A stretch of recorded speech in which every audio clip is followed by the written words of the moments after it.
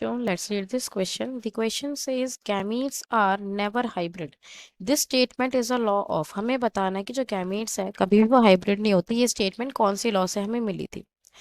तो इस क्वेश्चन को सॉल्व करने के लिए जो हमारा यहाँ पर की कॉन्सेप्ट यूज होगा that would be Mendel's law of inheritance. अगर हम बात करते हैं मेंडल की तो उन्होंने बेसिकली 3 लॉ दिए थे. ठीक है, कौन कौन से हैं वो देखते हैं. तो जो फर्स्ट लॉ हमें मेंडल से मिला था उसे हम कहते हैं लॉ ऑफ डोमिनेंस. ठीक है. सेकेंड लॉ जो हमें मेंडल ने दिया था that is known as law of segregation. और जो हमें थर्ड लॉ दिया था मेंडल ने that is known as law of independent assortment. अब इस क्वेश्चन में जो हमें स्टेटमेंट दे रखी है हम उसे दोबारा से देखेंगे. पहले हम पूरा लिख लेते हैं. Law of independent assortment.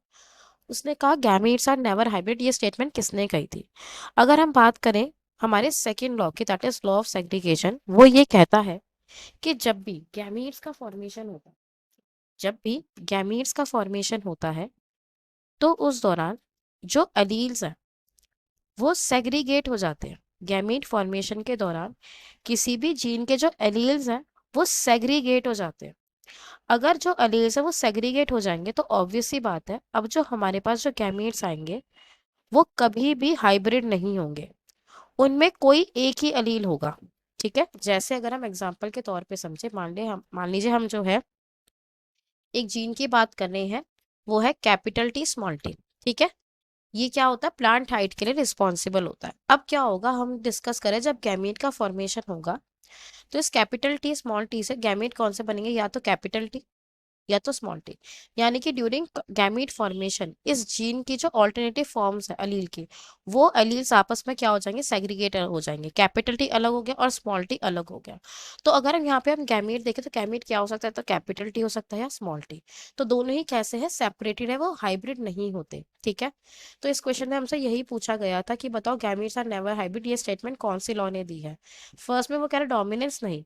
Law of dominance तो ये कहता है कि जो डोमिनेंट करेक्टर होता है वो अपने आप को हेट्रोजाइगस कंडीशन यानी कि जो हाइब्रिड कंडीशन होती है उसमें भी एक्सप्रेस करता है. इंडिपेंडेंट असॉर्टमेंट नहीं, ये भी नहीं हो सकता, बिकॉज इंडिपेंडेंट असॉर्टमेंट हमें ये बताता है कि अगर मान लो हमारे पास दो करेक्टर्स हम स्टडी कर रहे हैं तो वो जो दो करेक्टर्स हैं वो एक दूसरे से इंडिपेंडेंटली जो है सेग्रीगेट हो जाएंगे ड्यूरिंग गैमेट फॉर्मेशन. थर्ड में वो कह रहा है segregation, yes this option is correct. Fourth वो कह रहा है random fertilisation, no this is wrong.